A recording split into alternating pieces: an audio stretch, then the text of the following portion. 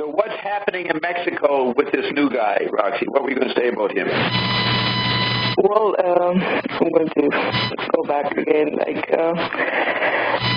This is a big change in actually human history. It's like a major change what's going on. And we don't see anything about it in the media. Nobody's really commenting on how important these things that are happening between Russia, the Soviet Union and America are. They're really like major changes in human history, and the only ones sort of recognizing that are the LaRouche pack, and they're giving credit to Trump for this big change in geopolitics. And instead of really recognizing what's happening, mass media is just defaming Trump and Putin. And this is a tactic of the empire that they have been using for a long time. And yes, one of the expressions of that big change is what is happening in Mexico. And many people say the fact that the left party won shows that we can hope for the first time since Babylon, according to LaRouche, to win the battle over the empire that has been controlling humanity, trade, and finances. And instead of having a goal for progress, it's always been profit, what is important. And it's sort of weird because, like Diane Sayer says in her great summary, the fire chat that Ed Long published on Iron and Bob.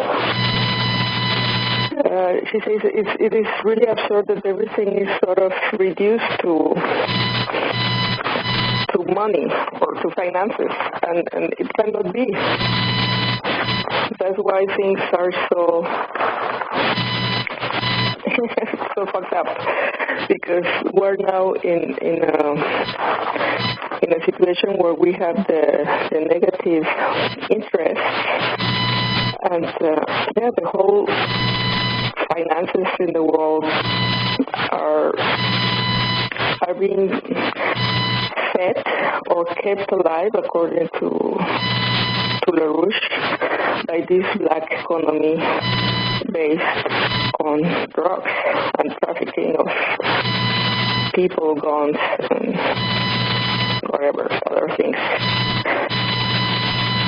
And they need this to keep the bank system alive, because otherwise it will be already since a long time ago obsolete and dead.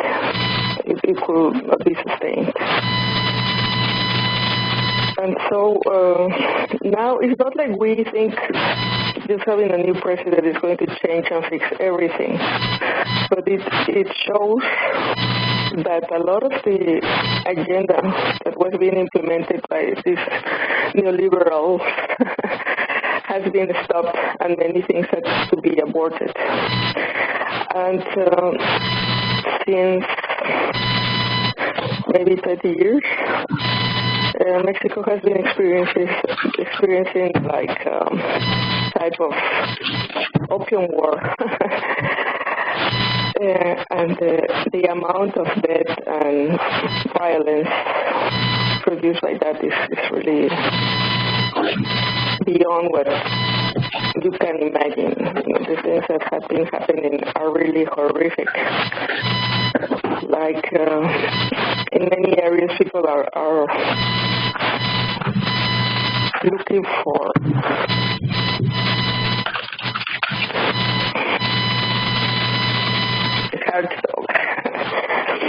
Well, that makes you emotional, what they're looking for. Well, there's a lot of youth. Anybody who does anything in Mexico City, any kind of leadership is immediately killed, regardless of how old they are. Yes, it doesn't matter if they're leaders for ecology or for anything. Yeah. Any leader is disappeared and killed, and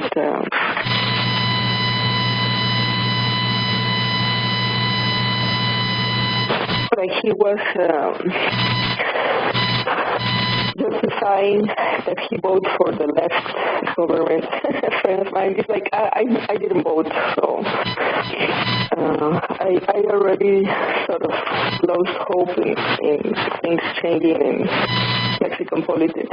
So I was really impressed that this happened. But a friend of mine said he looked at like a documentary or an article, something like that, about children looking for dead relatives. And it's like, he was like shocked, like, how did we end up here?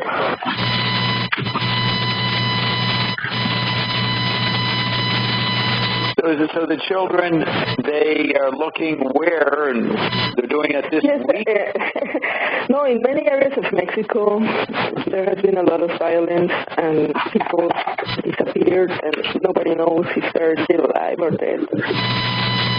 And, so it's part of the children's consciousness to look for their dead, murdered relatives. Well, no, the people are just looking for graves, mass graves, in many places, and they found graves with hundreds of people in many places, but a lot everywhere. Yeah. So since the earthquake in October, that shook society really, not only physically, it's like something happened. Like people became aware that the government is not reacting.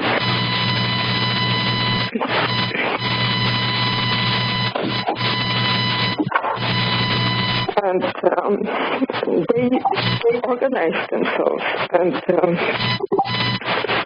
I have a lot of friends in Mexico City, my brother, my sister. They were reporting to me what was going on. And it was really inspiring that the people organized themselves, and they were not expecting the government to react or to do anything. On the contrary, like all the money that was donated for the victims just disappeared. Nobody knows. It's like it has been robbed by these corrupt people. And now people are expecting to find out what happened with all that money. But with the new government. Yes, so people were donating their force and food and medicines and helping each other. And not expecting anything from the government. They ignored the government. Yes, on the contrary, like many medicines and food, they put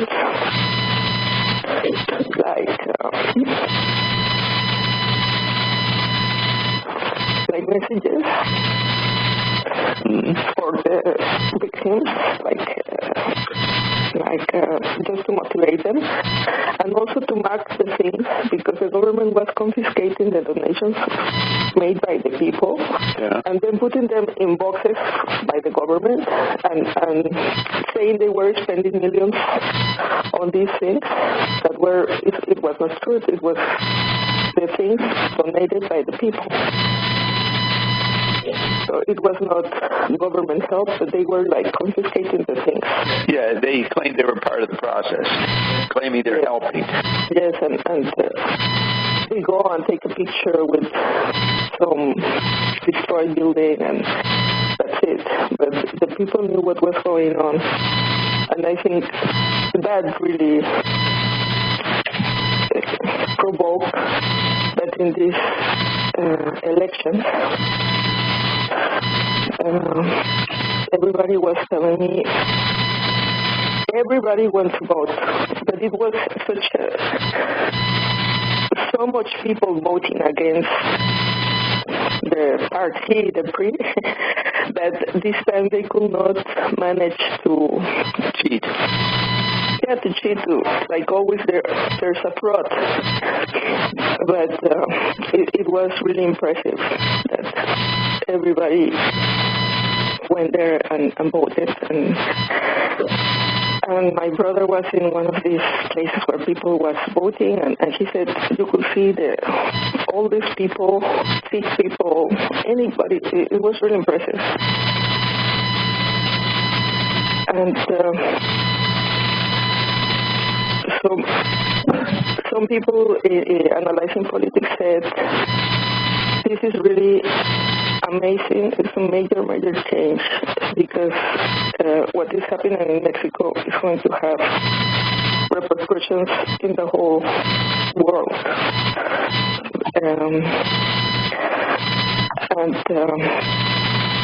What's going on in America is America is also under attack, and you are also, like in China, in the middle of an opium war. You know, the people, you are in a major crisis of addiction to opiates. And this same thing that you see with Trump happened in China. Like in the 19th century,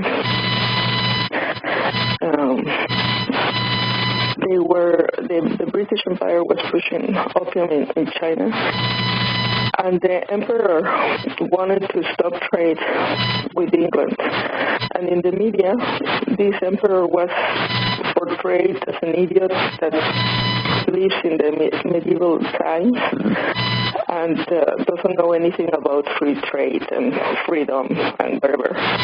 And so the emperor of China wrote to Queen Victoria and explaining the effects of opium in his country, and he said, would you allow such a substance to be sold in your country? And of course he was portrayed as an idiot, and public opinion was manipulated into thinking that China was country with a stupid emperor and full with addicted peasants. And so they lost the opium wars because in the army a lot of people was addicted and they could not fight the empire. And so the British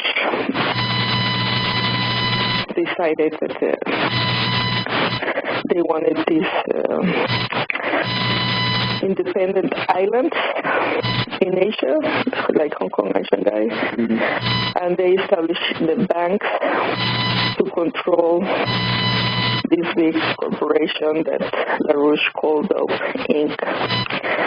And LaRouche, in this book, worked with 100 people, and they did a metanoia, like a looking back of this trade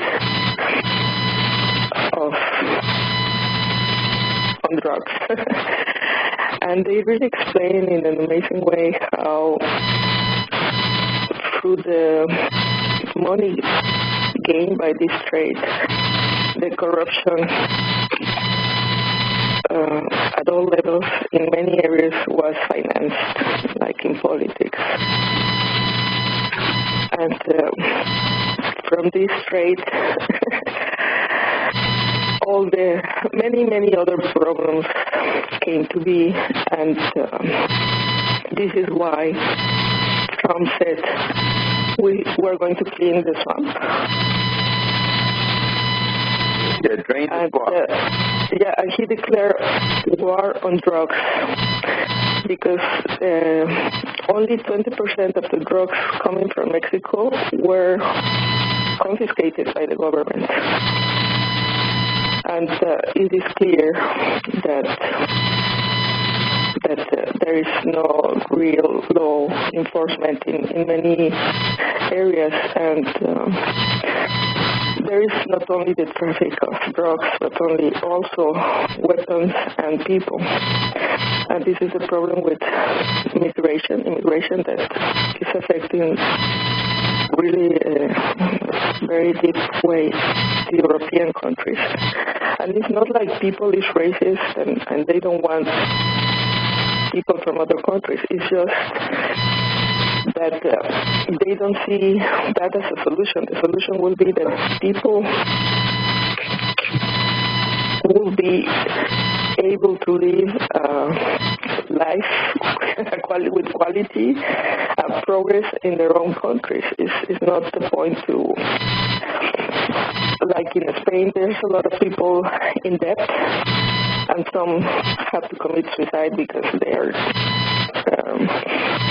called desahuciados, like they have to leave their houses and everything. And the government is giving money to the immigrants, but not to the people. And this is also happening in France and in Italy. So the people don't understand what's going on. How come they work and live in their countries all their lives and they're not getting any help? And these migrants are being helped. So it's not helping the country or anybody at the end. So you're saying that the immigration issue is a big business of trafficking humans all over the world, and those, just like the doping cabals took over different governments in Latin America, the immigrant trade is making somebody very wealthy, and they're buying Italy, German governments and making... Yes, because all this black economy trades are linked. Prostitution and pedophilia and illegal immigration. Yeah. And this is what Trump is fighting. It's not all like, okay, some people may be racist, but it's actually, if they want to clean the swamp, they have to stop all these different areas of the black economy, because the black economy is financing terrorism and financing many situations that actually stopped the government, also in America, of creating real progress, like instead of investing in infrastructure, education, having goals of, that are really good for the country. Like Trump that was one of the things that I found very interesting, that he was saying, why do we have to fight all these wars and spend trillions of dollars in countries that doesn't even like America? Right. And so this is the situation now, that we're in the middle of a major change where, for the first time, America is working with China and with, do you still call it Soviet Union? Or Russia? No, Russia. Russia. Yeah, I'm so used to saying Soviet Union. Yeah. But it's now Russia. Yeah, it's not longer that.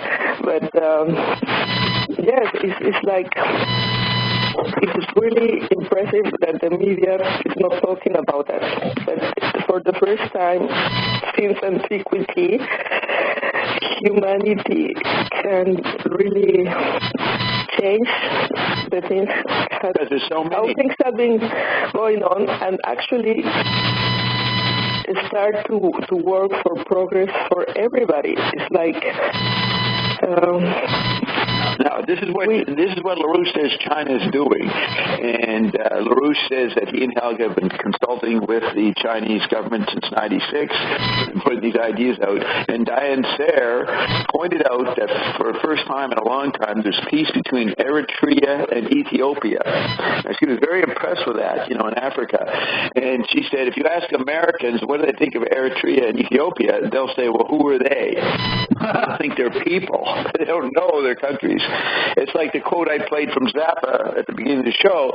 Zappa says Americans know nothing. They only know what's in their neighborhood. They're really numbed out. So LaRouche's, they monitor what China's doing, and the reason Eritrea and Ethiopia have a peace is because China's coming in and giving them all kinds of money for infrastructure. But yes, everywhere, also in Europe. Yeah, they saved Deutsche Bank. China saved Deutsche Bank. Yes. Like I told you, all of a sudden there was a list for to get food for 10 days. An email to the citizens. In the media, they said everybody had to get food for 10 days, and they gave a list of what you needed. And everybody was like, what? Why? Why?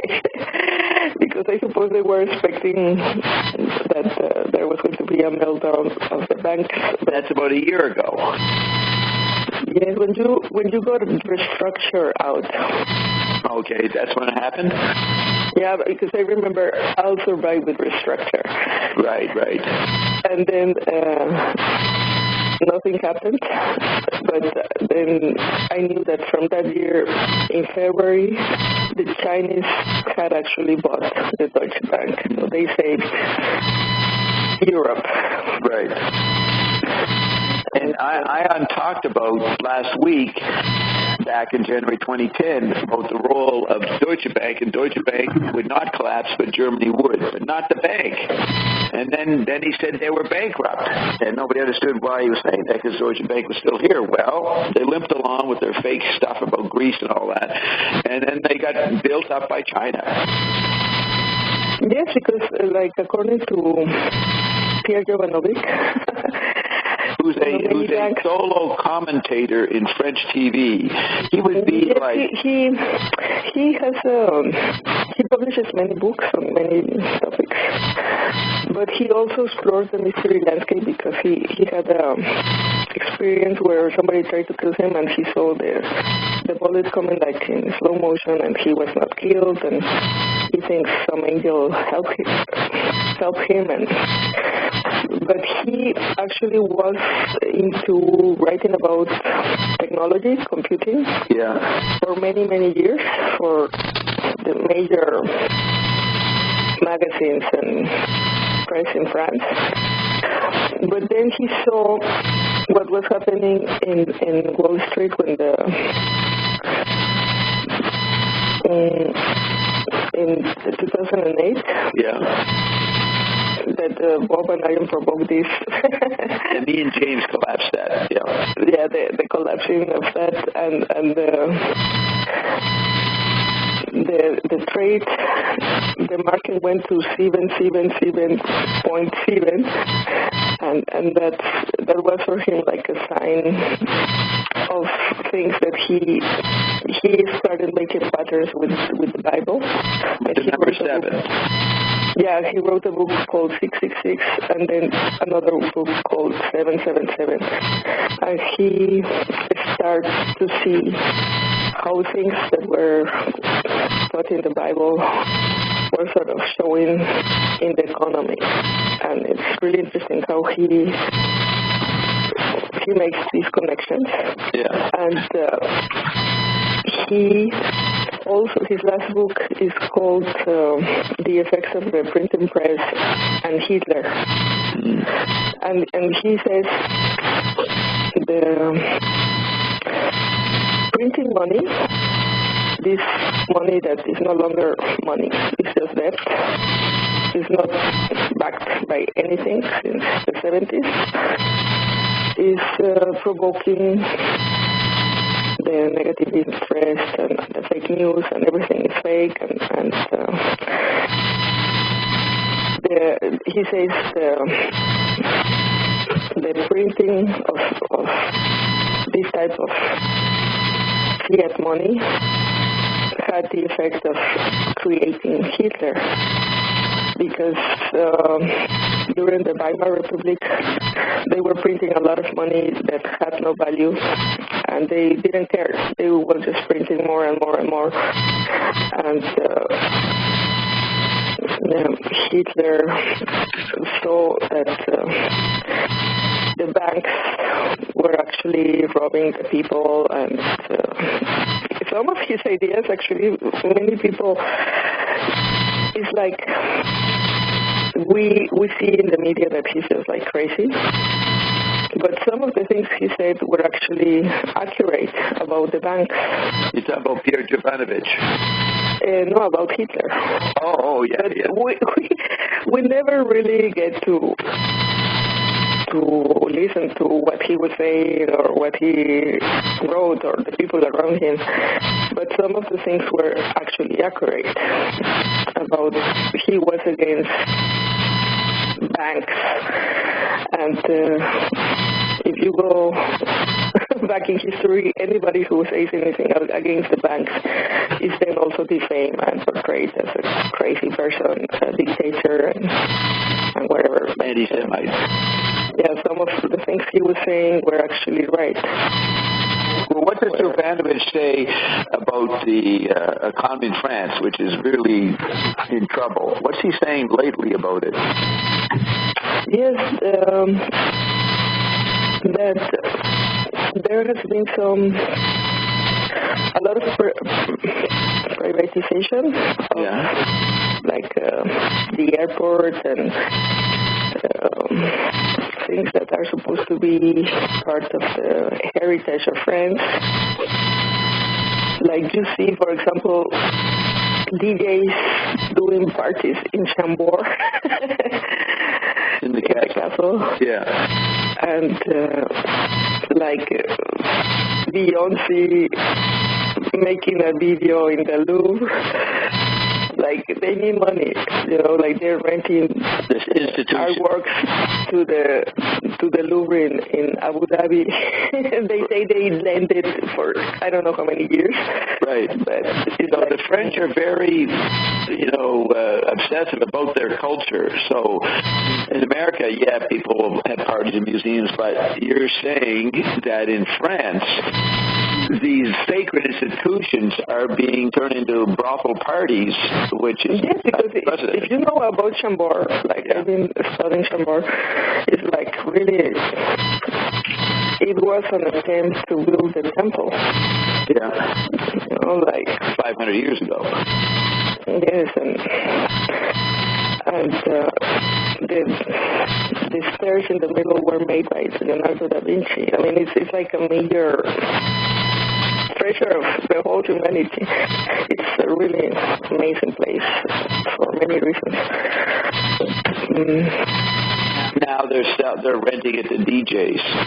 Yes, yes. And another thing that is really upsetting is that they're making changes in the law so they can take the money saved by the people for their retirement. And yes, because they need to save. The government has no money, and they're looking where they can get money. And actually, Macron approached China and Trump because there is no way out. And nobody is recognizing that Trump is actually looking for solutions. There have been problems that have been around for a long time ago, and they are actually to be kept like that, like terrorism and drugs, not solved, and the division of the world in like a Cold War situation. And now Trump is finishing that. He said, okay, we have to stop all those things and start creating real progress, real real profit not only for the banks and some elite, but for the people. And that's going on in China and in Russia. Yeah. And that's why he is so defamed by the press. And we don't hear about this major change, but I would recommend that everybody watches this video with Diane Thayer. Yeah, which is on Ann and Bob right now. Yeah, maybe you can also make a summary here for the record about what she's saying, because it's a very good summary about what's going on. Yes. So you see a great potential in Mexico, because the guy that won had run twice before and won, but then the majority establishment canceled the elections because he won. Well, it was not really only canceled by the PRI. It was canceled by America. I mean, how could America allow the neighborhood country to be socialist? Right. You know, there is this Cold War mentality, and in the 60s there were all these countries in Latin America where the socialists were winning, like Chile, Cuba, and other places, and the CIA implemented a guerrilla, and these governments were taken out because America could not allow these governments in America, in the whole continent. Cuba was an exception. That's the thing. Okay, so this guy, he won over the last 10 years, would you say, or just 5 years? Well, because each president is there for 6 years. So he won 12 or more years ago for the first time. Then he won again, and that was it. He became mayor of Mexico City. And then after the earthquake, which created this whole populist groundswell of cooperation among the people and sort of the classes, at least some of them, and that feeling got translated into this election. Yeah. Yes, because people got to see, like, they were taking their power back. Yeah. And that they can really change things. And then you see, since you're from the upper classes, you see your upper class old friends from school, your history of your life, they're all panicking. They can't take the peasants having this kind of political power in Mexico. Yes, because there is a very strong colonial mentality that is reflected in everyday life and the way people talk, and people doesn't even see it. In themselves. Yes, like they really believe not everybody is equal. There is a lot of racism, and they don't want to lose this status, this feeling of being superior to other people. And even the way they joke, the way they talk reflects this colonial mentality. And so you posted some high class woman saying she's supporting the People's Revolution, and you posted that, and you lost a whole bunch of friends because you did that, Mexican friends. Yes, there is an actress called Jesusa Rodriguez, and when the results of the elections were known, many people went to the downtown central Mexico City. There is a huge plaza called El Zócalo, and everybody congregated in that area to celebrate, and of course many celebrities went, and this actress was filmed by somebody, and she was saying Mexico is an ancestral thing. It's more than a country, and it cannot be destroyed. Like the roots of his culture are so strong that even though we have been suffering bad government since the colonial time, it's so rich that it's still somehow there. And because I posted this woman saying that many high-class friends decided they don't want to be my friends anymore. And we had discussions and fights because I'm not saying everything is going to be easy, but I was telling them things like, this is start by not using some words and treating people in a different way and things like that in everyday life that show this colonial mentality and that it has to stop, it has to change. We cannot be divided like that anymore. And now you're lonely. Now you're all alone. No, because other friends, I have other friends. Yeah. And I was really surprised by the reaction of some people. I didn't know they were so conservative. The thing is, many were really scared that Mexico may become like Venezuela. Venezuela, yeah. That, now there is not even food and people are really suffering. They cannot leave the country. They have no dollars, so they cannot buy anything, and they're like scared that all that could happen in Mexico. So that's their. It could happen. Could it happen? Well, it depends on many things. It depends also on how the American government deals with this new situation. But what did Trump say so far? Has he made a statement about it? Yeah, actually, everybody was surprised because he reacted like, he's portrayed as an idiot and as a racist and this and that. And they were expecting that maybe he will invade Mexico or there will be some major problem. But he actually said he was looking forward to work with this new socialist president. Right.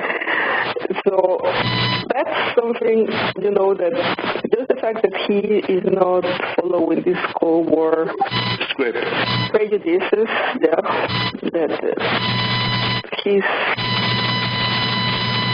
not reacting like people were expecting him to react, like maybe invade Mexico or something will happen. This cannot be allowed, and it's not happening until now. Okay, so let's. Hey, Greg, what do you think of what's going on in Mexico? Well, but that was just the introduction because there are so many things going on. Yeah, we're gonna talk about that.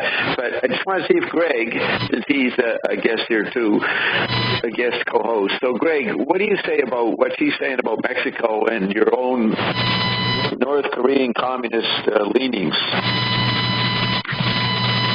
Well, I tried to find information about this new leader. I mean, I knew it was coming, it was looming, it was being talked about quite a bit in the media. I wouldn't quite go so far as to say it was a foregone conclusion that he was going to win, but it seemed like the media was preparing itself for that possibility, that they kind of knew that, well, the jig was up and that something was going to change there, and they, I suppose, felt that they had very little power. Well, it isn't worth them talking about it in the United States because ultimately they kind of realize they don't have much power over what's going to happen. So, but I looked into it to see about this man and what he stands for and so on. I mean, I realized that it's a huge shift in politics, but and And I wonder also whether this delay in the North American Free Trade Agreement is partly due to seeing what kind of situation that both Canada and the United States are going to have with Mexico now, and what kind of relationship they're going to have. And Trump's talking a lot about having bilateral relations. In other words, they're going to have relations with Mexico, and the United States will have relations with Canada. And then Canada can have relations with Mexico, and vice versa, whatever arrangements can be worked out. Whereas the elites in, I suppose, Mexico, the United States, and Canada, and beyond perhaps, they want to have everything linked together. And so whatever Trump is saying would appear to be dangerous to the elites. They need to have everything locked down. When you, for instance, if the United States has a bilateral agreement with Mexico, in a sense, it allows the United States to do things with Mexico and maybe opt Canada out of whatever relationship they might have with Mexico, or diminish it to some degree. I would imagine that, I don't know this for a fact, but I would imagine that the big infrastructure or trade business that goes on with Mexico is agricultural. More and more we see Mexican food products in Canada. Well, will the United States work a deal with Mexico where maybe not so much of the produce will come to Canada? That we'll have to find other ways of getting essential food supplies. I don't know. Yeah, go ahead, Roxy. The main economic partner of Mexico is the United States. Most of the things go to America. And the second is the whole of Europe. But America may buy the whole production of avocados or the whole coffee or whatever. They consume a lot of things. So the economy depends completely on what's going on in America. I mean, one would say that situation is going on right now within the North American Free Trade Agreement, that the produce comes from Mexico into the United States. It more or less would have to. I mean, I suppose some of it might be shipped by sea, but I doubt that there's much of the food stuff. So therefore, stuff goes to America and then gets brokered out of America. Maybe that's going on now, and that will continue on.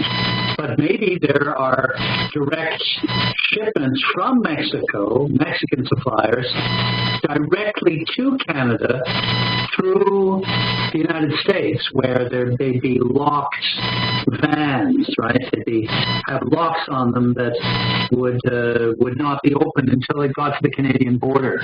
But as Roxy was saying, could it be the plan of the United States to be the intermediary between not only Mexico and the American business operators, but also between the United States and Canada, because most of the stuff has to go that way anyway. I don't know. We'll see, I guess. Yes. Yeah, the thing is, it goes beyond the countries. It goes to the corporations and to the empire, like LaRouche says, because this big trade that moves the black economy is really, really amazingly organized. And all banks have to do with that, all governments. And yeah, that's the complexity of the problem. And that's why people were so moved about what happened in Mexico, because they say it's amazing. They're winning over the corrupt it was not only winning the elections, it was like a big battle against all these the black economy, the trafficking of people, guns, and drugs, and the violence, and all these. Greg, over the past year and a half, I've learned a lot about Mexico from Roxy, and about a year ago, I started saying there's something about Mexico. It's the heart of the evil, if you want to call it evil, in the world, the black economy. Mexico, ridiculously killing everybody, all the gang fights. No other culture seems to have what's going on in Mexico. So it's right beside America and maybe represents the underbelly of America. So if Mexico gets affected, and what do they got? A city of 30 million people. And it's considered last year, the worst country in the world, or the second worst country? No, the most violent. The most violent. The amount of deaths and killed journalists and violence is more than any country in official war. So Mexico has been under really suffering an opium war like China and America. And the thing is, like you said, why is Mexico important? Because we have the biggest border with America, and everything goes through Mexico. That's the thing. Yeah. So Mexico is the McLuhan angle is you put a barbarian or pre-industrial culture up against an industrial culture. Maximum abrasion and interface happens at the border and violence. So you got this big part of North America. Its underbelly is Mexico. See what I'm saying, Greg? Yeah. Mexico is part of North America, or the wealthy part of the world, and it is the bad side of the tracks. In the old metaphor in small towns. It is the CIA, the mafia, the FBI, all that corruption is shown in Mexico because it's an extension of Washington. See what I'm saying? Mexico, going back into the 1930s, was destined to become a socialist country. Its tendency was in that direction, and because the United States did not want that to occur, and that's why I believe that you've seen what Mexico has become. It's by all means possible. It was to either stop it from becoming a socialist country under the, I suppose, under the auspices of the Soviet Union. Although that's debatable historically because of Trotsky, the relationship of Trotsky in being in Mexico. Mexico, or Trotsky, thought that Mexico was ripe, and that's why he went there.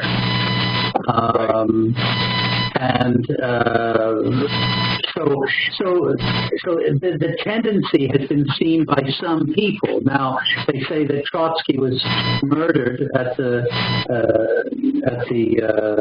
ordering by Stalin.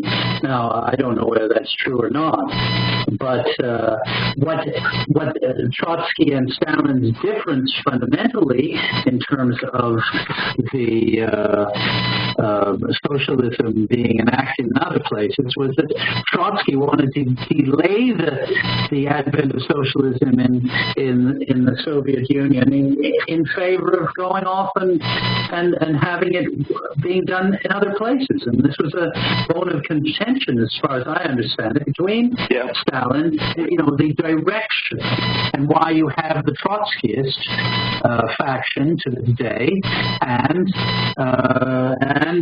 a difference with the Marxist-Leninist analysis. So, but Trotsky wanted to continue the revolution internationally, and Stalin said, "No, we're just going to develop our country." Well, he didn't want to delay it in Russia, in Soviet Union. He didn't want to go, what, are we going to wait for everybody else to come over and then we'll do it? No, we can't do that. Right. In other words, Trotsky was advocating for continued engagement with the capitalists. Yeah. So because he didn't want, the thing is that he sort of wanted to sneak socialism in, sort of under their noses, and Stalin just thought that was the most ridiculous idea imaginable to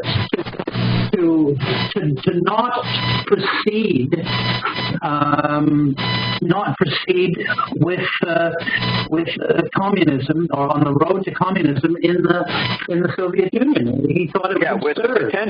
With their potential. Why wait for what happened? Right. Why wait? And take the risks that were involved in waiting, and having to engage with the capitalist and imperialist elites. He didn't want to do that. He didn't want to have to really make too many concessions, although we can see that he was prepared to engage to a certain extent where necessary with certain elements, not only the British and so on, but also with the Germans, with the Nazis. Okay, so Greg, LaRouche in the 70s did a lot of books on this. He had been a member of the Socialist Party in America in the 50s. He knew about the Trotsky line, and he knew about Stalin. And he was not pro-Trotsky or pro-Stalin, but he saw what Stalin was trying to do, and then he would explain why it got sabotaged by British intelligence and all that. But he was not fooled by Trotsky. He was more practical. So you get a really good detailed history of all the players on both sides, Trotsky versus Stalinists, in LaRouche's books in the 70s. So I learned a lot about that. And he was very good at pointing out what Stalin was right about and what Trotsky was wrong about. The leader, the leader in LaRouche would be, he was seen as a guy who went right-wing in the late 70s. No, he didn't go right-wing. He went anti-neoliberal. That was coming in. And, right. I mean, the more you know about LaRouche, the more, and I'm not an expert, but he had a right to know and talk about, or to take on the subjects he did, because he had experience with it. I mean, I suppose he had been am I right in saying he'd been a Trotskyist? No, he was in the Socialist Party, which was a Trotsky faction. Now, Ralph Shulman, let's talk about here, was the Trotsky part in the 50s. He and LaRouche were almost roommates in the Socialist Party in the 50s. Shulman hooks up with Bertrand Russell and gets lost in the British-European investigated the Kennedy assassination and stopped the Vietnam War, and LaRouche, his buddy, goes in another direction, so that 10 years later, LaRouche is saying that Bertrand Russell is the most evil man in the 20th century. That's Ralph's buddy. Now, when I met Ralph in New York in the 90s, Ralph was still a Trotskyist. He was still talking about it and having little cells and teaching it, and he was a heavy conspiracy Kennedy researcher. So it was interesting to meet and know the two guys who were the best minds to come out of the 50s socialist culture of the United States, and they remain divided since then. Now, LaRouche is still going, and he's working with China, and Shulman is nowhere. He's been isolated in San Francisco. Can I just get back to this? Oh, sorry, go ahead. So the Shulman, the Trotskyist thing, I heard a lot about it from Ralph and a lot from LaRouche, from their points of view. That was a faction in the American communist and left and socialist world. But there were other factions, and some of them defected and started the neoconservative movement. Yeah, isn't that interesting? Yeah, they're called the Bukharinites, I think. Yeah. Bukharniti, something like that. Bukharan. And again, you can see why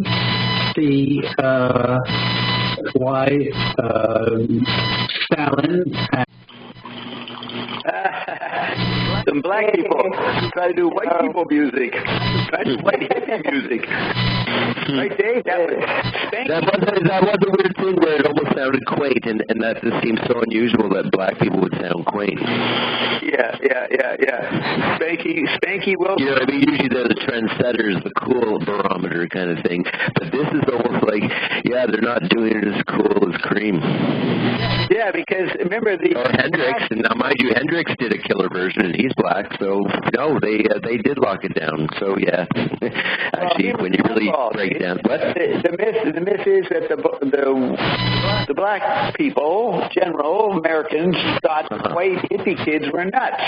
They were into nice clothes and everything. The blacks and more preppy. Aspiring to not drop out and be vagabondy and gypsy like. Yeah. So there was this collective myth that there was a bit of a distance between the blacks and the whites. And Hendrix, I don't know if Hendrix bridged anything. He just was he transcended everything. So he did bridge stuff in the sense that he transcended race because he was just so black, but yet he was just Jimi Hendrix, the fucking awesome artist and a cool guy. Was he What's that? From black kids? He was very popular with white kids. He was just Hendrix was like so huge. You're not listening, Dave. Yeah. Sorry. Right, look. What happens in 77, 172 is the Commodores, all those black groups with the same clothes, the Commodores, the I don't know what, they would be 5 or 6 of them, they'd be swishing around, and that goes into the 70s. Hendrix, all you get is Sly trying to do something and George Clinton, but the blacks stayed with that, what that kind of music is? The Commodores, this one right here. R&B evolving into disco was sort of the evolution of Motown. Before disco. Yeah. Before disco, these guys would they'd have the same moves.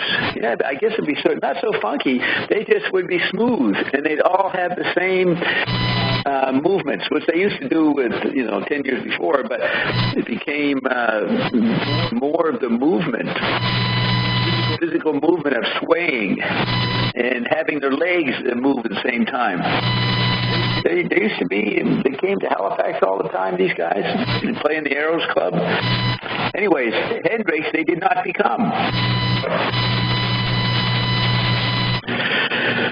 No, he was his own niche, really think of it. He played with the Isley Brothers. He had amazing background. He was going to be, I think, with James Brown, but it was just he was an upstager, or not intentional upstager, but you know what I mean? It would have been then the James Brown and Jimi Hendrix show eventually. I don't know if that is that. There was someone famous. James Brown went on his own way. He created funk. Yeah. But he did black. They didn't. They did their dancing. They'd all be, how they do the same moves, 5 of them. Right. And they'd whirl their hands trumpet, each other, and they'd turn around. They'd do a twirly twirl. Those guys. The Commodores was one of the bands. Earth, Wind, and Fire? I don't think so. Maybe. No. Okay, fuck it. I don't know what I'm not sure what you're trying to say. It's really late for me, too. I've been up a lot and smoked a few joints, but I'm here. Okay. Well, what the fuck was I talking about? Yeah, well... Roxy had an experience while this was happening. So, Roxy, tell us a bit about what happened. Yes, I was like dreaming, and I was in a room with Caroline and Bob, and very tall, like modern-looking boys, very, very tall, were coming in and out of the room, and they were like completely ignoring us, like as if they could not see us. Yeah.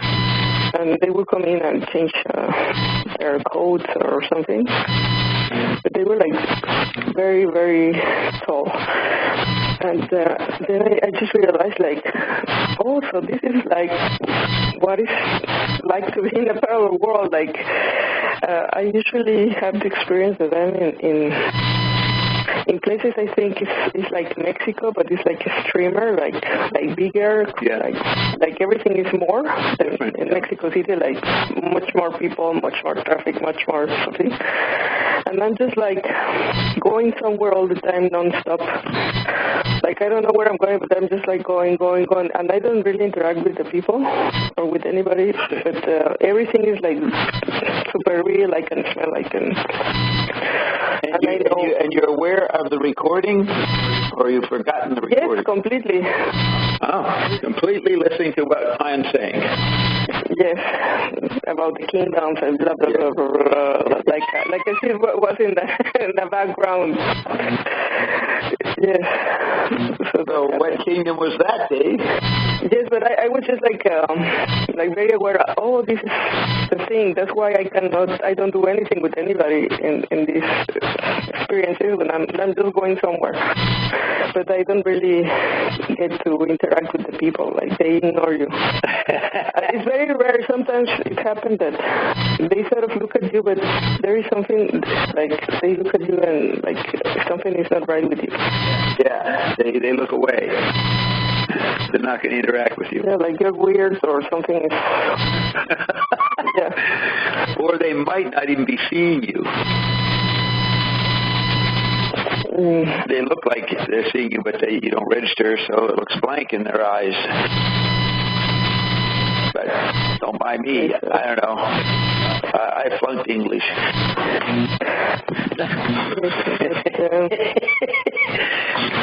So I actually never took English. Okay, so anybody have an idea what I was talking about? I got a little muddled. Again, your lemon squeezing, and I have to say at some points, too, that someone had emailed me and I was listening, so at some points I wasn't soaking it. You have to listen really carefully to that.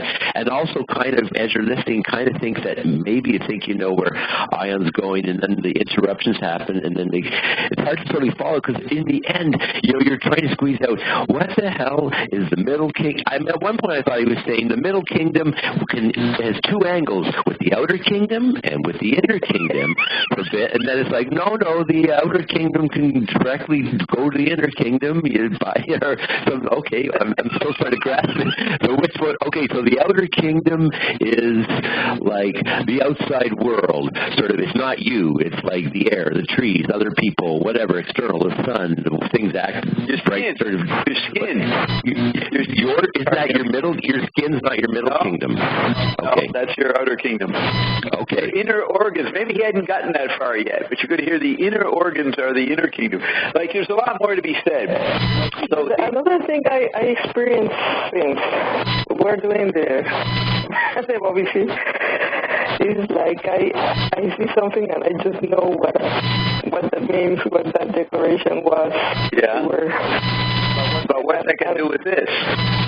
Yes, that they say there is a type of knowing that comes from your core, like the matter of the heart of the mother is the matter of the heart. Yes. But I don't know if that's something that. Yes, it was in that. Okay, I won't argue. It's the second time. I don't know what I was talking about. Because it's something that comes from your middle kingdom, he says, like from inside you. This knowing that somehow you align with this. Yeah, the middle kingdom. Isn't that the heart? Isn't that the heart part? When something when they all align. That's right. But when they all align, is he saying there's an alignment that takes place? Heart. No, inner organs are the inner kingdom. That's what you're going to hear. If he didn't say it yet, you'll hear it. I thought he was expressing, though, that the heart is like, and the heart can be blue, the blah, blah, blah. So that is also like, could the heart also be like the gut feeling? When something doesn't feel right, so it's emotionally. The inner kingdom is the heart. Okay, well, what does the heart describe? Just an organ? That's purely it. I don't know. No meaning beyond that? I don't know. Come on. Okay, he says the inner kingdom is emotions. He says it's emotions. Okay, isn't that matters of the heart? Yeah, I guess. Yeah, that's the inner kingdom. So that's the inner kingdom, right? Go ahead. Yeah. There is like some type of retrieval of information that we think it's all from the outside, that we research or we learn from a book or from somewhere. And that's outer kingdom. From experience, but then there is other way of. The middle kingdom is nebulous. I think later it becomes tactility, but I don't think you should know what it means yet because it's confusing. And I'm re-listening to it from last night. I don't know where we're going, where it's gotten to yet, but I know we get a little better later.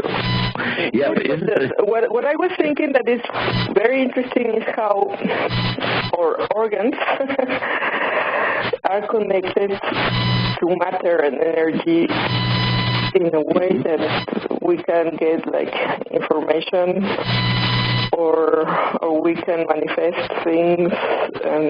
But he's saying we're manifesting all the time.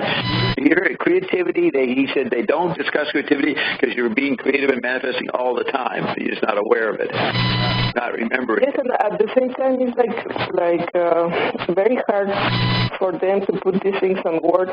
Yeah. And they say, because like when they're talking about the triangle. Yes, we're right there now at the triangle. We cannot limit things to these definitions. But the triangle was always very important, like for the Pythagoreans, and then in the angelic society, they had like a 4. And I also, for some reason, linked that to the hangman. He's also like making a 4 with his legs. Right. But this type of triangle was like very important for the secret societies. Okay, so upcoming, JW drew this chandelier, and wait till you hear about that. And it's more than triangles, squares and other things in there. It gets real complicated. So don't stay fixed on the triangle image later or on this. We just got somewhere. So, okay, triangle. I go, it's a triangle. Okay. We'll talk about that for a while, but then there's more coming. Okay, but hang on one sec.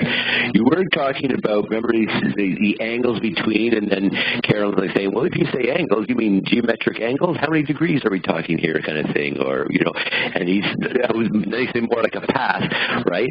So when you talk about paths, and there's this sense of 3 kind of entities of sorts, when they come into alignment, a perfect alignment of the path, I think, isn't that what he's saying? Then the heart knows there's a harmony, and you kind of come into... No, you know what? No, okay. You didn't notice it. He changed angle meant when in business, the guy has an angle on something, like an attitude. Right. There's that meaning comes in a little later. What the hell is that? What's your angle? More qualitative than quantitative. I just know you can't get it on one listening. Right. You have to really listen to it 5 times. I know. Oh, absolutely. I haven't quite grasped it yet. And it should be somehow eventually easily graspable that we're talking 3 kingdoms, okay, and they're talking about the angles between these kingdoms, and just using that word angle, but that could mean the alignment between these kingdoms or the paths between these kingdoms or how they align, and all that stuff. And what affects how they align? The user? What? I don't like the word align. Careful about that word. But what you heard talk about at the beginning something that's been referred to before, and he went into a little more detail. I know he went into the dodecahedron, the original description themselves, so that's interesting, but I'm not saying you get it right now. You have to re-listen to it. And he went into something at the beginning, which I can't remember right now. I look at another thing with these angles that I was remembering was the Mona Lisas. Yeah. There are different versions. There is a very young one in England, and then there is the famous in the Louvre, and there is another one in El Prado. Yeah, the Prado. And when you put together the Mona Lisa in the Louvre and the one in the Prado, you get like a 3D version. And the people studying that say the second Mona Lisa, the one in El Prado, had to be painted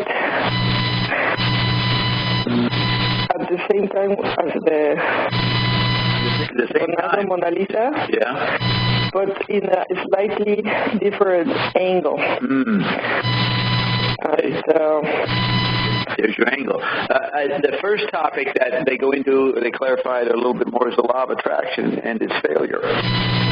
Yes, and behind the Mona Lisa you can see the base of a column, and also behind her you can see like an S, like a bat.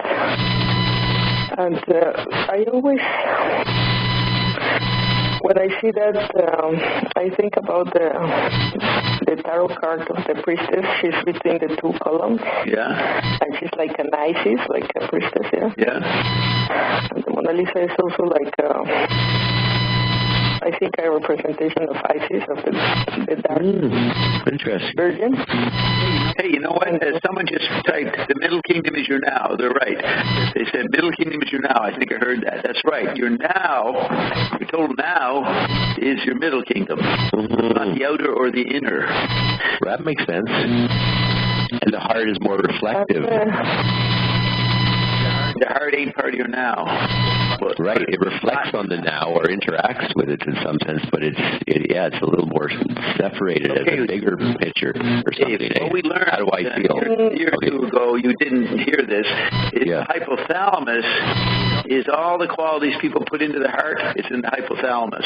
The right part of the brain? Okay. Yeah. That's the whole Right. And that's the thing with at the beginning, they were talking about the separation between you and you. And that's what I say in the Sixtine Chapel. You see the David and God, they're almost touching. But the separation between you and you, because God is actually a brain. Well, I don't think it's limited to the brain.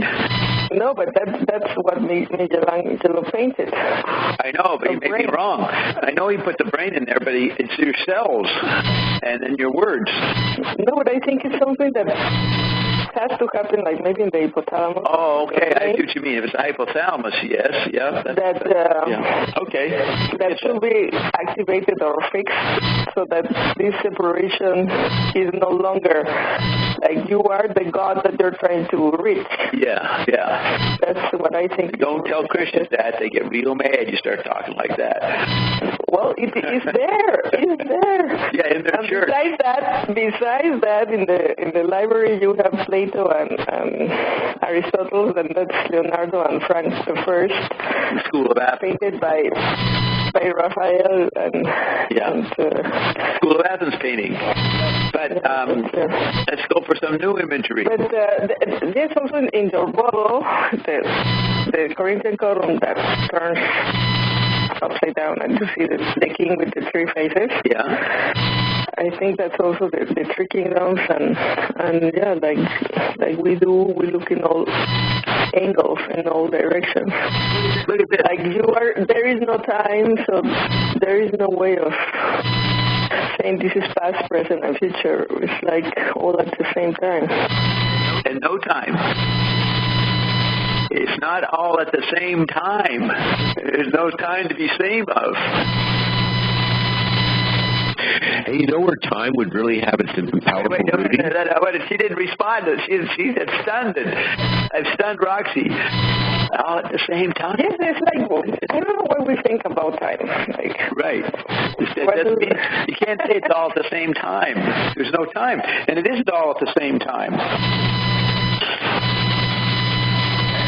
If you say everything's already happened, is that a time? That sounds like time. It's already happened. Probably not accurate, but it's happening also. Yeah. But not in time, but not where you think it is. You can make it. Let it go, Marty. Let it go. Let it go. Yes, Marty. Let it go.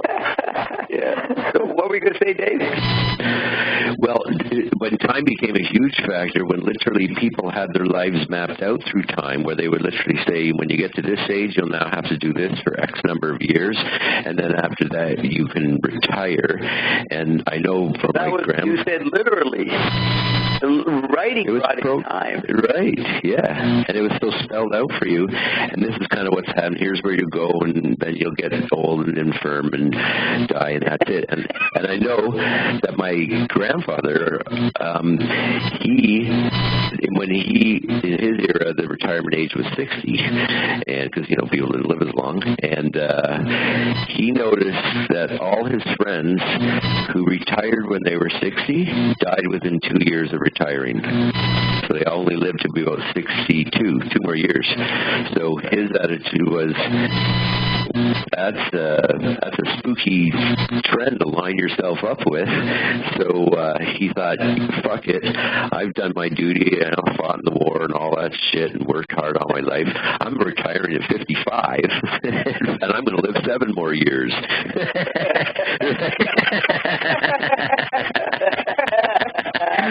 Nobody could beat the 62. Yeah, 62. So, well, he did. He retired at 55 and lived to be 72. And actually, his wife, she lived to be about 90 or something, just in her genes. She could live on toast and tea and survive. That was your grandmother, the one in Toronto? Nanny, she also lived in Toronto. That's the English side of the family, my mom's side of the family. Yeah, right. Yeah. He came as a hope child, and she was upper class in England and was sort of disowned by her family for marrying him, so they moved to Canada. Yeah, so the one you're talking about, where did she live? They were together all their lives. So they originally lived in Toronto, and then when he retired from Shell, they moved to Colborne, Ontario, out until we bought 2 acres, a little house in a small town. So they were in Toronto also? When they moved from England, from Bristol to Toronto. Yeah. And the other couple was from England, or one of them other grandmother. Well, they escaped England on my dad's side, exactly. So she married a McPherson guy, so a Scottish guy or something, and they became English and learned English. So you met both of them in Toronto? Yes, they would visit us, and we would sometimes go out to Colborne and visit them maybe once or twice a year. And it was exciting and fun because they had a neat house in the country and with a big yard and a ravine in the back, and it was pretty neat for little kids. Yeah. Okay, so this guy beat time for a while. Very good. And they also thought, look at the bias that these people, that the bias that this is what's happened and that, and they think it's over. But if they had not been told that, then that wouldn't have necessarily been the outcome. You could say also health and blah, blah, blah is different, but not necessarily because, people didn't live to be 80, 90 then if you had a decent diet. Ian says the long guys in the Bible, they lived, Moses and Abraham, the 500 years and all that. Many of the Jews, that was true. Why did they have it? Well, remember that Billy Myers guy? They had said the reason, no time, and also they said the reason if there is time is that there wasn't as much radiation, like say an apple, if you cut it in half, it would take days before it started to rot kind of thing. Like everything just lived longer, everything was just cleaner, and then our atmosphere, we had some kind of event that now it's not, it's a little more hostile environment. 20th century? No, probably, I guess, a few thousand years ago. Oh, that's the rumor that they're... No, but that makes sense. That was Billy Myers, those channelers said that. That's why people lived 800 years then, because there's planets even now, they said, where stuff just breaks down way slower just because of the atmosphere, the environment, and whatever, the conditions. That's changing. Whatever they say was, Ein's message is none of that applies now. That's Ein's main message. That's why Ein's here. That pi has bounced off. Nothing that we ever heard of is applicable now. Yes, this reminds me also of G.W. said his grandfather, it was his grandfather? In today's session or somewhere else? You told me that he never likes to read things about sicknesses. Oh, his father refused to know anything about diseases because he figures if he never doesn't know anything, it won't happen to him. That's very if you know smart. You get this symptom, then that might show that you have this and that, and then you actually get it. Yeah. You go to the doctor and you tell him, I have symptoms, and they how about this? This was always profound findings they had, to make it in small towns where they didn't have mammogram testing and screening. They found that the women had tumors, and that the tumors had come and then eventually subsided, and so that if they had have got them, they would have chopped them out and put them up, and that actually was part of a kind of natural process, and it wasn't necessarily a fatal thing. Now, not all breast cancers are benign per se, but they would have been diagnosed, and they would have probably done something that would have been more harmful to the person than just ignoring it. So they didn't even know they had breast cancer. It came and went. Luckily, they weren't at the doctor's when it was there. They would have been in big trouble. Right. Because the doctor, sorry, we missed those cancers, but still, let's get some of those machines in those small towns. It was still a good idea. Ian's going to explain a little later why Carol and I could take Ion. And I'll just say the punchline, because they said down deep, you and Carol knew you didn't know anything. That was what helped us. It's that most people... So you're willing to allow. Yes, because most people... They know, and I know, and they are not open to other possibilities. Like they think it's just nonsense. Right. So if Ian showed up to them, they wouldn't have lasted very long, because Ian would have said a lot of stuff that they knew was wrong, and they would leave it. I didn't know nothing, never did, and neither did Carolyn deeply, and so we went along with it. And you're right. He kind of says we're open to a new thing. But that's where I'm glad I don't understand anything that's going on. But this is so weird in this planet that when I was reading about the corporation and empire, they also always had these secret societies in Asia and in Europe and in America. And these type of secret societies, the people are initiated and they get some... I think they learn to get out of their cultural conditioning, and they kind of move into not knowing, and then they go to parallel worlds or whatever deeply they're initiating. But they move out of normal knowledge. That's what a secret society does. Yes, and they initiated people for this type of parallel world economy, the black economy. Did you remember several months ago when I was talking about the guards at Buckingham Palace? Those guys, but like also the guards in the Vatican or the Johanniter Order, the Order of St. John, the Malta Cavaliers. LaRouche mentions an order in Mexico called the Chevaliers of Cristobal Columbus. And he says these people told him personally that they have to take some things that are soaked by their own blood when they're initiated, and if they tell whatever they know, that they use these people to do things that nobody has to know. Right, couriers. And if they tell anybody, then they're killed. Right. And so these weird things are happening at the same time, but nobody acknowledges the mystery landscape. Right. It's like they say Bob is crazy, and in the public they don't. The public doesn't acknowledge it. The dumb public. Yes, but the empire also uses those tools that you're also using. Well, that's what Ian exposed. But I'm just talking about for getting initiated, you got to drop what you think you know. And also another thing that has been always very important is this called ISIS, where they're using these drugs to get whatever visions or whatever they do rituals in their initiations. Which drugs? Which drugs are you referring to? Different types of procedures through history. They're always promoting these ISIS cults, and actually he really knows exactly who was doing what in California, for example.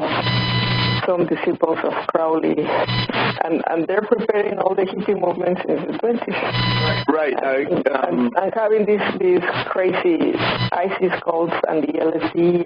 Did you ever read Dope Inc., Dave? I did back in the day. It's funny, I looked at that book tonight just when I was looking at stuff. I didn't go through it, but yes, a lot of it. That's what Roxy has been reading this week. She's quoted and interested in the Dope Inc.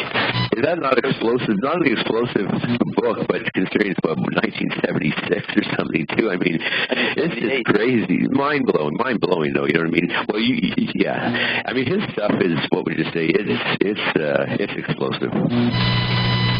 It's just scandalous. Type of substances, help you do what like our right. What their substances?